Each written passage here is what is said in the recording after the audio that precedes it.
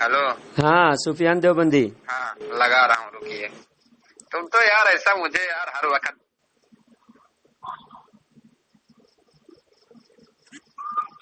हाँ Sufiyan Deobandi, hello, line पे है देवबंदी, सुफियान देवबंदी, हेलो। अब्दुल मतीन भाई सुनाई दे रहा है क्या? मेरे को दे रही है, लेकिन अपने कॉन्फ्रेंस करते। हाँ कॉन्फ्रेंस में आ गया सुफियान देवबंदी, ठीक है। उस अभी बात शुरू करेंगे।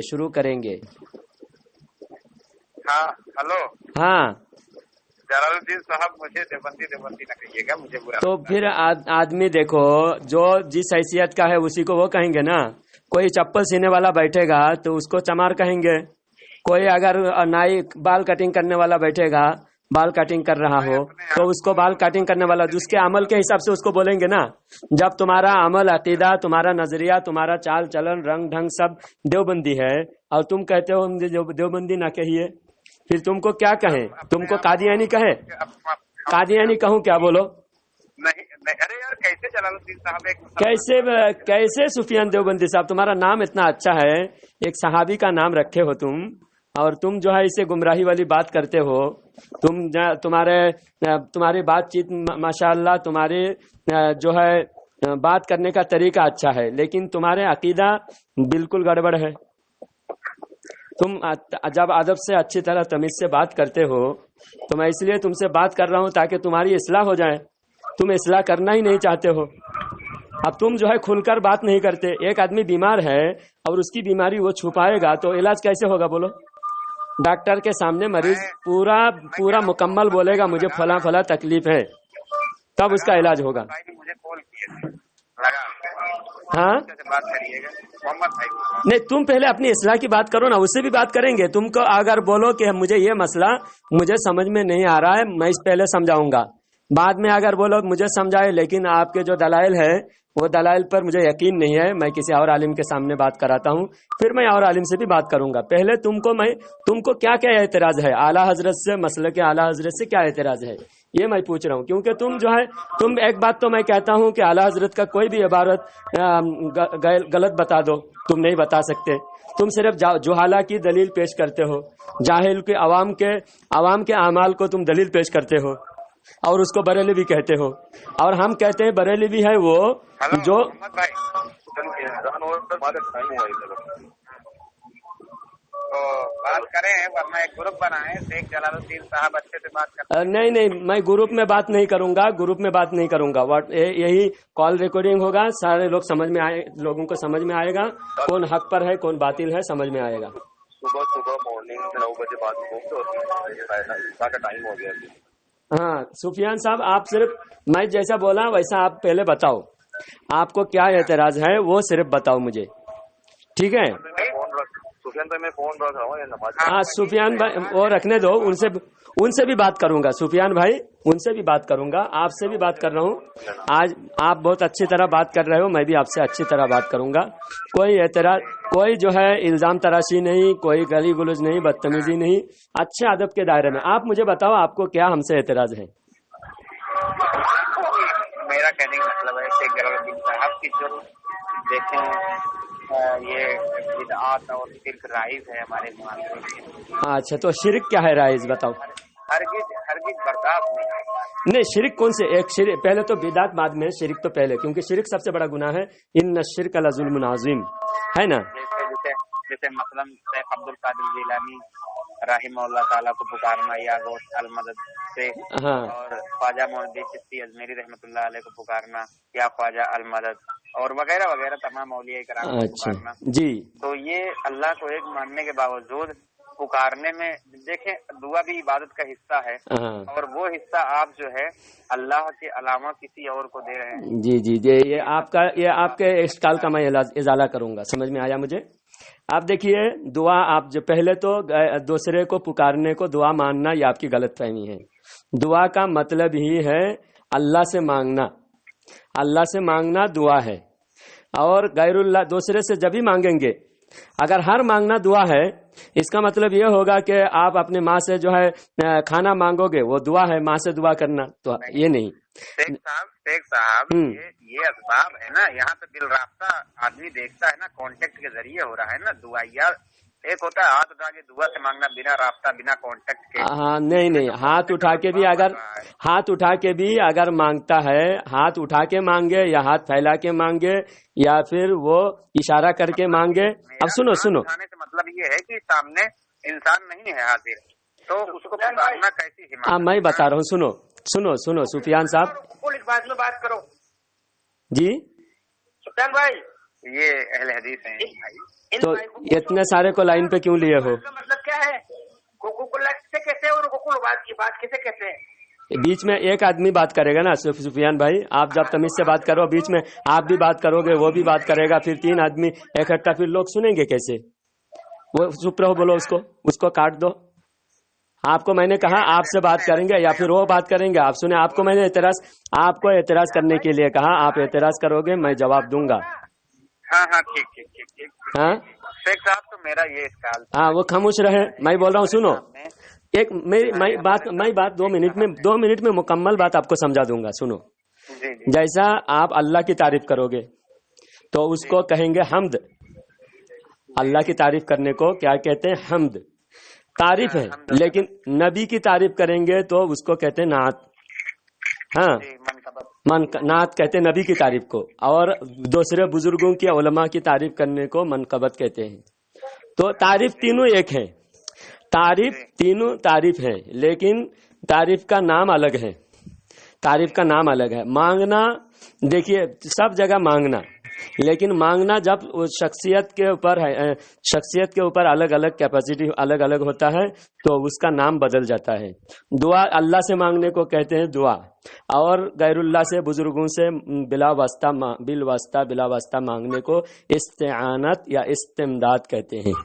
استمداد، ہاں جب کوئی جنگل میں راستہ بھٹک جائے، حدیث میں یہ بھی ثابت ہے، اعینونی یا عباد اللہ اعینونی، اعانت کرو، مدد کرو غیر اللہ سے بلا واسطہ جنگل میں راہ بھٹکے تو یا عباد اللہ، ایسے اللہ کے بہت سارے بندے ہیں، بہت سارے مخلوق ہیں جو ہماری نظروں میں نہیں ہوتے، جنات ہوتے ہیں، رجال غائب ہوتے ہیں، وہ راہ بھٹکے لوگوں کو راستہ دکھاتے ہیں۔ یا عباد اللہ اعینونی، مدد مانگنے کا ثبوت حدیث پاک میں غیر اللہ سے مانگنے کا ثبوت ہے۔ یہاں تک کہ حضرت عثمان بن حنیف، میں پوری حدیث صحیح سند کے ساتھ بھیج دوں گا۔ حضرت عثمان بن، مضبوط ہے ہاں حدیث کی صحت، بالکل صحت، اس حدیث کا کوئی انکار کر ہی نہیں سکتا، غیر مقلد اہل حدیث کوئی بھی انکار نہیں کر سکتا، دیوبندی تو اس کا انکار کر ہی نہیں سکتا۔ دیوبندی کا کیا ہے، ان کے اکابرین خود حضرت علی رضی اللہ تعالیٰ عنہ کو مشکل کشا کتاب میں لکھے ہیں، یا رسول اللہ فریاد ہے۔ اور حضرت علامہ بوصیری رحمۃ اللہ علیہ، سنیے، علامہ بوصیری رحمۃ اللہ علیہ کو دیوبندی بھی مانتے ہیں، قصیدہ بردہ دیوبندی بھی پڑھتے ہیں، اس کے اندر یا ربی بالمصطفیٰ بلغ مقاصدنا اور بہت سارے یا رسول اللہ صلی اللہ علیہ وسلم سے مانگے گئے ہیں، فریاد کیے گئے ہیں۔ اور قرآن میں بھی اللہ تعالیٰ خود، اگر اللہ کی صفات ہے مانگنا، مددگار ہونا اللہ کی صفات خاصہ ہے تو نبی کو بھی شریک کرنا شرک ہوگا نا، ہاں کیونکہ اللہ کی صفات میں نبی بھی شریک نہیں نا۔ ہاں تو اگر نبی کو ماننا بھی، نبی سے مانگنا بھی شرک ہے تو پھر اللہ تعالیٰ قرآن میں فرماتا ہے وَلَوْ أَنَّهُمْ إِذْ ظَلَمُوا جَاءُوكَ فَاسْتَغْفَرُوا اللَّهَ وَاسْتَغْفَرَ لَهُمُ الرَّسُولُ، کہ جب آپ کی امت گناہ کرے، غلطی کرے تو آپ کے پاس آئے، آپ سے مدد مانگے۔ گناہ معاف کرنا بھی ایک بہت بڑی مدد ہے، لیکن یہ اس طرح تھوڑی ہے کہ مطلب کہ ان کو پکارا جائے، یہ تو نبی سے پکار، یا رسول اللہ، ارے نبی سے مدد، نبی کو کہا جا رہا ہے آپ سے آ کر آپ سے بھی فریاد کرے، اور صحابہ اکرام نے فریاد کیا۔ ہاں ایک دیہاتی آیا، آ کر یہ آیات پڑھا حضور کے روضہ کے سامنے، آकर فرمایا یا رسول اللہ تعالیٰ کا حکم ہے کہ آپ کی امت جب ظلم کرے گناہ کرے تو آپ کے دربار میں آئے، تو یا رسول اللہ میں آپ کے دربار میں آیا ہوں، مجھے بخشوا دیجئے۔ اتنا کہنا تھا تو اللہ کے نبی صلی اللہ علیہ وسلم کے روضہ شریف سے آواز آئی کہ اے میری امتی تجھے بخش دیا گیا ہے۔ حدیث بھیجیے تو پھر ہاں ولو انہم اذ ظلموا جاؤک کا اس آیات کو پورا پڑھیے، اس کو سمجھیے۔ اللہ خود کہہ رہا ہے میرے نبی سے جا کے مدد لیجیے۔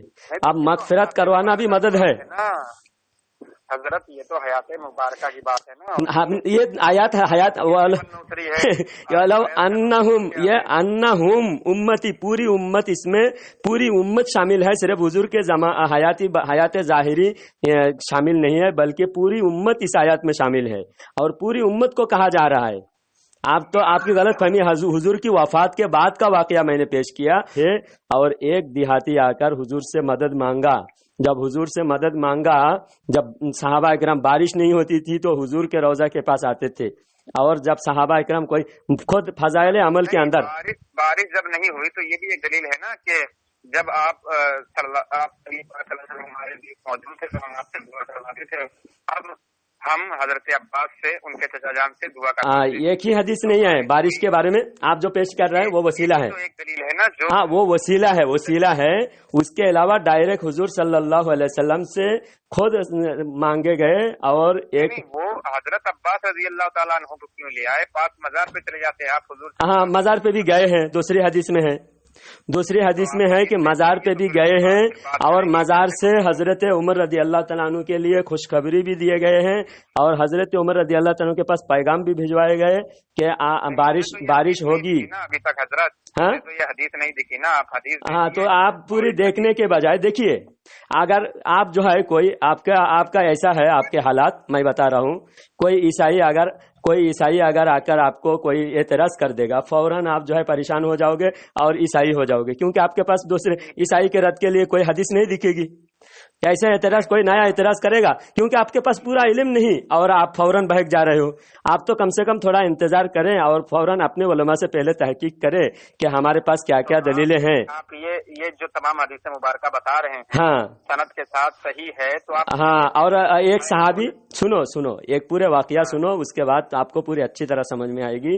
حضرت عثمان بن حنیف رضی اللہ تعالی عنہ روایت کرتے ہیں کہ ایک نابینا صحابی حضرت رسول اللہ صلی اللہ علیہ وسلم کے پاس جا کر فرمایا یا رسول اللہ مجھے آنکھ عطا فرما دیجئے۔ تو حضور صلی اللہ علیہ وسلم نے فرمایا کہ جاؤ پہلے تم اچھی طرح وضو کر کے 2 رکعت نماز پڑھو، اس کے بعد یہ وظیفہ یہ پڑھو۔ وہ کیا پڑھنے کے لیے کہا؟ یا اللہ میں تیرے نبی کے وسیلہ سے تجھ سے اپنی حاجت مانگتا ہوں، اور یا رسول اللہ آپ اللہ کے واسطے مجھے آنکھ عطا کیجئے، یا رسول اللہ آپ کو میں اللہ کے واسطے عرض کرتا ہوں۔ تو جب نبی سے بھی عرض کیا گیا، اللہ سے بھی عرض کیا گیا، دونوں باتیں اس حدیث میں موجود ہے۔ وہ حدیث صحیح سند کے ساتھ میں آپ کو پیش کرتا ہوں، سینڈ کرتا ہوں، ٹھیک ہے؟ آپ اگر صحابہ نے مانگا ہے، میں متن بھی دیکھوں گا، اس کے تمام مکاتب فکر کے ترجمے، ہاں تمام مکاتب فکر کا ترجمہ دیکھنے کی صحابہ اکرام کی۔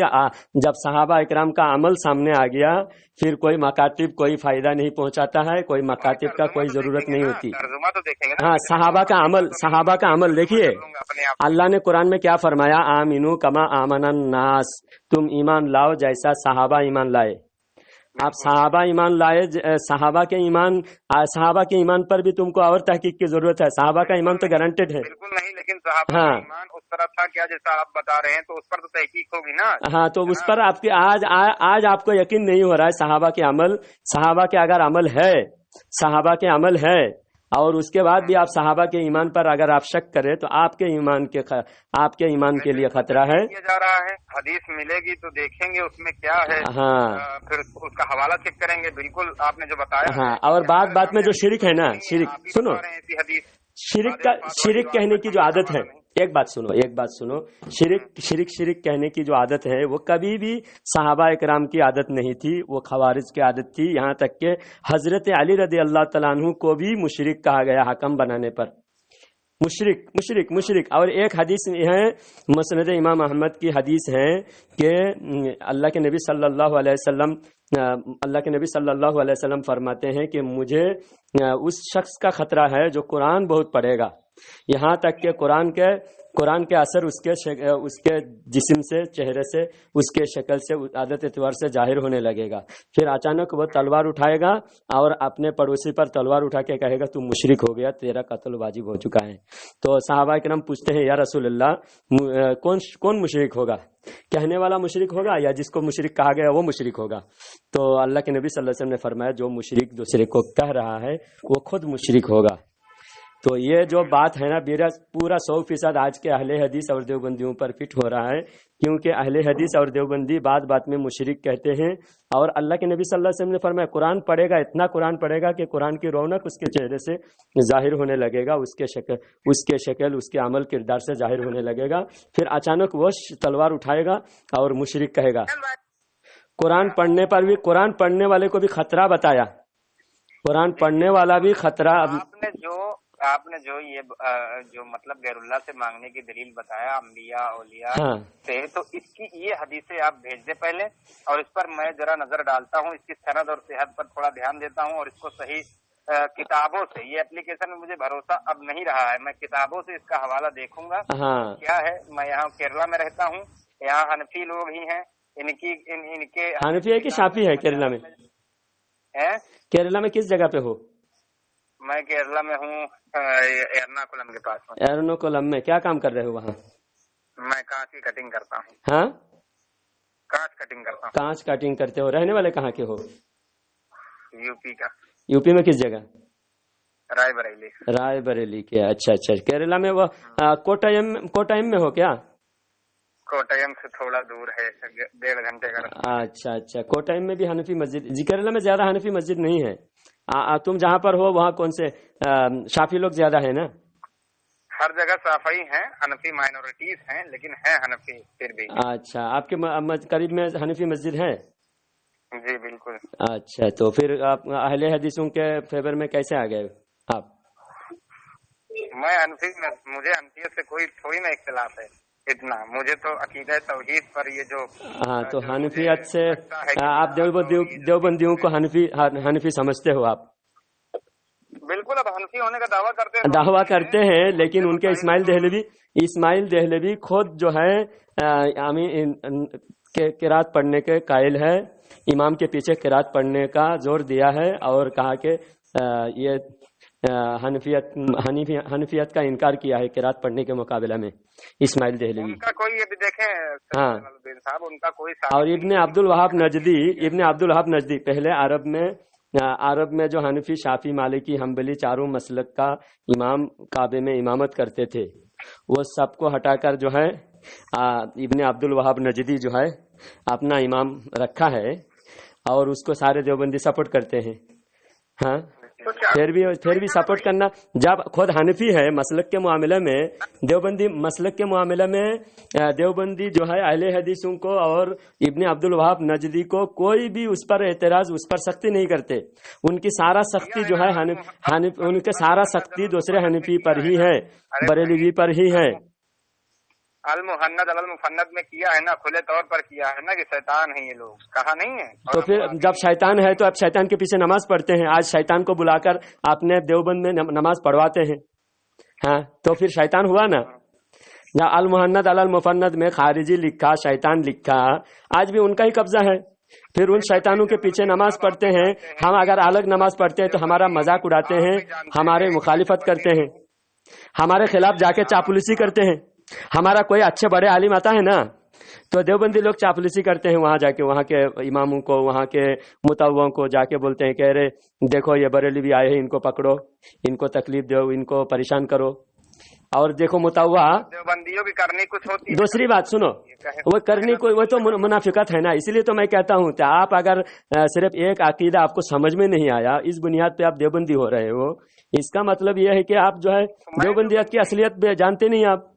अभी आप कह रहे हो कि वो करनी कुछ अलग है, कथनी कुछ अलग है, तो मुनाफिक हुआ ना। किताबों में कुछ और है, वो कुछ और करते हैं, जबकि अहले हदीस के पीछे नमाज को वो मना करते हैं। हाँ, आप बताओ, ये दोनों में अंदर बिल्कुल ये है, इनकी साजिशें हैं, इनके गठजोड़ है अंदर। अभी देखो मुतव्वा, आप मक्का मदीना के जो मुतव्वा है, उन मुतव्वा देवबंदी है या अहले हदीस है, दोनों है, दोनों मुतव्वा है, दोनों एक दूसरे के साथ मिलजुल के सिर्फ बरेलवियों को टारगेट करते हैं इस्लाह के नाम पे। अगर ये मुतव्वा इतना जाहिल है, इनको कुछ इल्म नहीं है। हमारे कोई बड़े आलिम जो है आते हैं ना, उनको टारगेट करने लगते हैं। जो आलिम के साथ में कोई होता है, वीडियो करने लगते हैं ताकि सबूत हो जाए इनकी जलील रुसवाई करने का। तब जो है वीडियो को जबरदस्ती डिलीट करवाया जाता है। हमारा अहमद नक्शबंदी हैदराबाद से गए थे, तो उनको अहमद नक्शबंदी ज्यादा, देखो आप भी जानते हैं, बहुत ज्यादा ओवर बोलते हैं और बहुत ही ज्यादा ऐसे अल्फाज बोलते हैं जो कि ये मुनासिब नहीं है। नहीं, अगर बात लो आवाम को समझाने के लिए, उसमें अगर शरीयत के दायरे में गिरफ्त होती है, या उसके ऊपर कुफर का फतवा लगता है, या शिरक का फतवा लगता है, या गुमराही का फतवा लगता है, तो लगाओ। एक बार उन्होंने गलती किया था, एक बार उन्होंने कव्वाली के महफिल में कुछ ऐसे हरकत किया था, बाद में उन्होंने इलानिया तौबा किया। तो उसके अलावा बाकी जो बोलने में तकरीर में अगर कोई अल्फाज वो आवाम को समझाने के लिए कह रहे हैं, वो कोई काबिल गिरफ्त बात कोई नहीं है।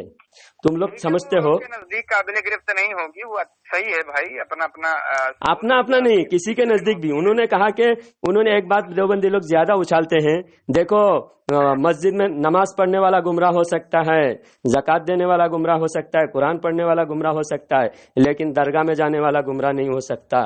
ऐसे कहने का हो जाएंगे ना नमाज और रोजे। नहीं, गुमराह हो सकता है, तो इससे साबित हो रहा है ना। देखो शिया नमाज पढ़ता है कि नहीं, फिर गुमराह है। शिया नमाज पढ़ता है, शिया तो भाई हाँ। अगर शिया दूसरे, इसका मतलब यही नहीं कि दूसरे जरूरियात दीन का इनकार करके सिर्फ दरगाह में जाते रहे।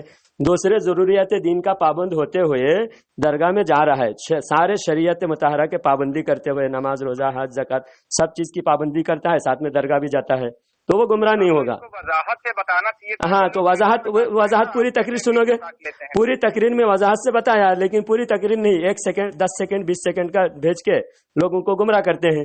10 सेकंड में कोई वजाहत होता है क्या? आगे पीछे की तकरीर कट करके 10 सेकंड 20 सेकंड का भेजते हैं। तो ये बात है। तो मेरा कहने का मकसद ये था, ये मुतव्वा, अहले हदीस, देवबंदी दोनों मिले हुए हैं। दोनों हमारे उलमा को जब टारगेट करते हैं, तो हमारे उलमा की पूरी बातें हमारे उलमा के साथ पूरी बहस करे, और रिकॉर्डिंग हो, और रिकॉर्डिंग सोशल मीडिया पर आ जाए, तब पता चलेगा। लेकिन इनमें हिम्मत नहीं है। हमारे बहुत सारे उलमा इनको गिरफ्त किया है, बहुत सारे उलमा इनकी बोलती बंद किया है, लेकिन वह यूट्यूब पर, सोशल मीडिया पर आने नहीं देता, डिलीट करता है। फिर भी जबरदस्ती हमारे लोग छुपे हुए, हमारे कुछ लोग रिकॉर्डिंग किए हैं, वीडियोग्राफी किए हैं। अभी भी 1-2 वीडियो है वहाँ के मुतावा की जिल्लत रिसवाई का। शेख जलालुद्दीन साहब, आप जो हदीसें बयान कर रहे हैं कि बाद वफात हुजूर पाक सल्लल्लाहु अलैहि वसल्लम ताजदार खत्म नबुव्वत से सहाबा इकराम रहमतुर रिजवान ने मदद मांगी, हाँ। और वो मदद जो है असबाब में नहीं, समझ गए बात है। तो आप इसको हदीस से आप भेज दें, तो इस हाँ। पर मैं आपसे फिर बात करता हूँ, हदीस देखता हूँ, उसकी छानबीन करता हूँ। हाँ। फिर किताबी शकल में, जो प्रोटरेट किताबी शकल में मैं देखता हूँ, साफाई की किताबी शकल में मैं जाता हूँ, लाइब्रेरी है, और हवाला चेक करता हूँ, देखता हूँ इन्होंने क्या उस पर इस्तदलाल किया है। हाँ, उससे उनका इस्तेदलाल देखना जरूरी। इस्तेदलाल तो हम कर रहे हैं, और फिर उसके बाद उनका इस्तेदलाल अगर देखोगे, हदीस तो देखना पड़ेगा। हदीस देखो, आप सिर्फ हदीस देखो, आप समझो सहाबा के अमल है, बस काफी है। अब सहाबा के अमल के खिलाफ अगर इस्तेदलाल करता है, ये भी तो अहले हदीस वाले कहता है। देखो, एक बात सुनो, अहले हदीस कहता है हजरत उमर को हदीस मालूम नहीं था। आप बताओ, अहले हदीस को हदीस मालूम है, हजरत उमर को हदीस मालूम नहीं? हजरत उमर से बड़े अहले हदीस है क्या आज के अहले हदीस? अब वो एक अलहदा मसला। तो ऐसा इस्तेदलाल अगर कोई कर रहा है, फिर भी तुम गुमराह हो के अहले हदीसों के इस्तेदलाल ले रहे हो, तो गलत बात है ना। मैंने कभी हर चीज किसी मसलक की नहीं मानी है। मैं आपको पहले भी जो हजरत आयशा रदी अल्लाह तआला अन्हा को खिलाफ शरअ बताते हैं अहले हदीस वाले, हजरत उमर रदी अल्लाह तआला को बिदअती बताते हैं, हजरत उमर को हदीस मालूम नहीं था बताते हैं, और एहतियात नहीं था हजरत उमर को, اور حضرت عمر کے 3 طلاق کا فیصلہ کو یہ لوگ غلط ٹھہراتے ہیں، حضرت عمر کے تراویح کے فیصلے کو، سارے صحابہ کے تراویح کے فیصلہ کو غلط ٹھہراتے ہیں۔ اس کے باوجود ان کا استدلال کیا لوگ ہیں؟ صحابہ خود عمل کیے ہیں اور صحابہ کے عمل ہم ثابت کریں گے، باقی آپ کی مرضی، ٹھیک ہے؟ نہیں مجھے مسئلے مسائل میں زیادہ علم نہیں، مجھے یہی ہاں عقائد میں الحمدللہ، عقائد میں اگر ہم کو چھوڑ کر دیوبندی کی عقائد میں جاؤ گے تو آپ سراسر گمراہی میں۔ صرف ہمارا ایک ہی عقائد پر آپ کو اعتراض ہے، ایک ہی عقائد پر ہمارا آپ کو اعتراض ہے کہ ہم غیر اللہ سے مدد مانگنے کے قائل ہے نا؟ ہاں یہی آپ کا۔ اور باقی اگر دیوبندی اہل حدیث کا، ابھی ایک فرقہ تو حق پر ہوگا نا قیامت تک۔ ایک بات ذرا غور کرو، حدیث میں ہے ایک جماعت ہمیشہ حق پر ہوگا، ہاں، لا یضرہم من خالفہم، یہاں تک کہ بتایا کہ ان کو کوئی بھی مخالف ان کو نقصان نہیں پہنچا سکتا، اس جماعت کو ختم نہیں کر سکتا جو حق پر ہوگا۔ ہاں آپ بتاؤ سارے دیوبندی ہم کو ختم کرنے میں لگے ہوئے ہیں، سارے اہل حدیث ہم کو ختم کرنے میں لگے ہوئے ہیں، شیعہ ہم کو ختم کرنے میں لگے ہوئے، قادیانی ہم کو ختم کرنے میں لگے ہوئے، اس کے باوجود ہم کو ختم نہیں کر پا رہا ہے۔ اور حدیث میں کیا بتایا؟ لا یضرہم من خالفہم، کہ مخالفت کرنے والے ان کو کوئی نقصان اس جماعت کو کم نہیں کر سکتا، اس جماعت کو ختم نہیں کر سکتا۔ تو یہ ہمارے ایک حقانیت کی دلیل ہو گئی۔ اور وہ جماعت جو حق پر ہوگا، ایک جماعت، اب اہل حدیث اگر ایک جماعت، اب شیعہ تو حق پر ہو ہی نہیں سکتا ہے نا، قادیانی تو حق پر ہو ہی نہیں سکتا، شیعہ قادیانی چلا گیا۔ اور جماعت اسلامی جو مودودی والا فرقہ ہے وہ صحابہ کے گستاخ ہیں، وہ بھی حق پر نہیں ہو سکتا۔ نیچری چکرالو بھی یہ فرشتوں کا انکار کرتے ہیں، جنت جہنم کا انکار کرتے ہیں، تو یہ بھی حق پر نہیں ہو سکتا۔ اب تمہارا اعتراض کے مطابق، تمہارے قول کے مطابق صرف 3 جماعت بچے ہیں، اہل حدیث، دیوبندی اور بریلوی۔ اب ہم تینوں کا کچھ یہ کرتے ہیں، آپ کو حدیث کا حوالہ تو دیں گے۔ اب اہل حدیث کا مین دو تین عقائد، ان کا بھی جیسا جانچ پڑتال ہمارا عقیدہ کا کر رہے ہو۔ سنو، مزید بات کروں گا آپ سے، میں 2 منٹ 2-4 منٹ اور ایک بات 2-3 منٹ اور سنو، 2-3 منٹ اور سنو، پھر بات ختم ہوگی۔ اب ہم 3 جماعت میں فیصلہ کریں گے کس کے عقیدہ، جیسا ہمارے ایک عقیدہ کو آپ ٹٹول رہے ہو ایسا ان کے بھی 2-3 عقیدہ کو ٹٹولو۔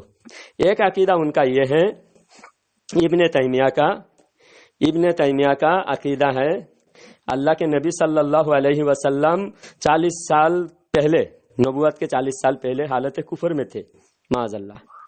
تو نبی نبوت سے پہلے بھی گناہوں سے پاک ہوتا ہے، یعنی کبیرہ گناہوں سے پاک ہوتا ہے۔ یہ اہل سنت کا 1400 سال کا عقیدہ ہے، نبی پیدائشی معصوم ہوتا ہے۔ ہاں، لیکن ابن تیمیہ کا عقیدہ ہے کہ نبی 40 سال پہلے نبی کو ایمان پتہ نہیں تھا۔ جب ایمان پتہ نہیں تھا کیا ہوتا ہے؟ وہ کافر ہوتا ہے کہ نہیں؟ جب ایمان والا نہیں ہوتا تو کیا ہوتا ہے؟ کافر ہوتا ہے۔ آپ بتاؤ، یہ عقیدہ زیادہ ٹٹولنا چاہیے یا استعانت یا مدد کا زیادہ تم کو پریشانی ہے؟ ہاں، نبی کو خود سراسر کافر کہا جا رہا ہے، نبی کے ماں باپ کو کافر کہا جا رہا ہے، نبی کے ماں باپ کو نبی کو کافر کہا جا رہا ہے، اس کے باوجود تم کو وہ عقیدہ کا پرواہ نہیں۔ ایک عقیدہ تو سراسر گمراہی والی کفریہ ہو گیا۔ اور اللہ تعالیٰ کے جسم کے قائل ہے دیوبندی اہل حدیث، اللہ عرش پر بیٹھا ہوا ہے، بالکل نہیں ہے، وہ بالکل جسم کے قائل نہیں ہے، یہ بات ہے۔ تو پھر عرش پر ہاں، وہ اس سے معنی مراد لیتے ہیں۔ معنی کیا مراد لیتے ہیں؟ ڈائریکٹ صاف لکھا ہوا ہے اللہ عرش کے برابر ہے، نہ عرش سے بڑا ہے نہ چھوٹا ہے۔ تو عرش ایک مخلوق ہے، اور عرش کے برابر اللہ کو بٹھانا، فکس کرنا، محدود کرنا۔ اللہ محیط ہے، ان اللہ بکل شیء محیط، اللہ محیط ہے۔ محیط کو محدود کرنا یہ بھی گمراہی اور کفری عقیدہ ہے، اللہ کے قرآن کے خلاف ہے۔ اہل حدیث کا 2-3 عقیدہ گمراہی کفری عقیدہ ہوا۔ دونوں میں کوئی وہ نہیں، میں کسی سائڈ میں نہیں ہوں، کیونکہ دیکھیں اس میں اختلاف یہ پایا جاتا ہے کہ دیکھیں اگر ہم یہ کہہ دیں کہ اللہ ہر جگہ ہے تو ہر جگہ ہے، تو وہ علم کے اعتبار سے کہتے ہیں، اور اس میں بحث کرنی نہیں۔ عرش کے برابر ہے اللہ، عرش کے برابر جسم اللہ کا قید کر دیا نا۔ یہ ابن تیمیہ مجموع الفتوا میں ابن تیمیہ لکھتے ہیں اللہ عرش کے برابر ہے، نہ بڑا ہے نہ چھوٹا ہے۔ تو عرش کے برابر، عرش اللہ کے کسی مخلوق کو اللہ کے برابر کہنا، کسی مخلوق کو اللہ کے برابر کہنا یہ شرک ہے. تو ایک عرش کو اللہ کے برابر کہہ کے شرک کر دی، شرک کیا. لیکن کوئی اہل حدیث ایسا نہیں کہتا، بالکل کوئی بڑا کوئی ایرے گہرے کہتا ہے نہیں کہتا، وہ اعتبار نہیں نا. بڑے کے بات اعتبار ہوتا ہے، بڑے کی بات معتبر ہوتی ہے. بڑے کہہ دیا تو ہو گیا نا. ایرے گہرے ناتو خیرے کہتا ہے، اس کو علم ہی نہیں ہے اللہ کے بارے میں. ہر کسی کے ہر فتوے کے قائل بھی نہیں ہے اہل حدیث.